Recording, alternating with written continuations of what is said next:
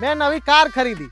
Plan હતો કે વીકેન્ડમાં family જોડે બહાર જઈને બસ આરામ કરવો, પણ હકીકતમાં આરામ કરવાનું તો ભૂલી જાઓ. ગુજરાતી ફેમિલી ટ્રીપનો પહેલો નિયમ નાસ્તો તો ફરજિયાત, અને એમાંય મમ્મીને તમે જો ભૂલથી આટલી મોટી બૂટ સ્પેસ બતાવી દીધી એટલે પતી ગયું. પૂરું જ નહીં. સવારના નાસ્તા માટે એક ડબ્બો, લંચ માટે એક ડબ્બો, સાંજની ચા માટે એક ડબ્બો અને ઇમરજન્સી માટે એક ડબ્બો. એટલે નાસ્તાની કઈ ઇમરજન્સી પડે? ઉભર આ મેન વસ્તુ તો રહી ગઈ થેપલાની. ઓહો, જગ્યા તો ખાસી વધે છે.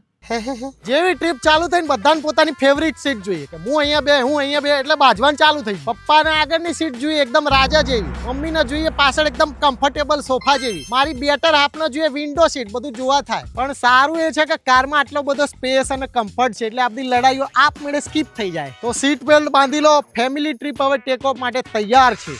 આપનું સ્વાગત છે અમારા ઘરના ફર્સ્ટ ક્લાસ લાઉન્જ ઓન વ્હીલ્સમાં. ટ્રીપ હજી ચાલુ નહીં થઈને બધાની અલગ અલગ ડિમાન્ડ ચાલુ. એ ગુજરાતી ગીત વગાડ એટલે મને ખબર પડે. ટ્રેન્ડિંગ બોલીવુડ સોંગ વગાડ ને. તું કઈ સમાચાર લગાડ નહીં યાર. એટલે મને તો કઈ પૂછો એટલે આવી ધમાલ ને મોજ કરતા અડધી મુસાફરી પૂરી થઈ જાય. અને પપ્પાનું અલગ એન્ટરટેનમેન્ટ, કારની થર્ડ સ્ક્રીન જ સંભાળી લે છે. આ સનરૂફ ખોલ એટલે સરસ અવાડ.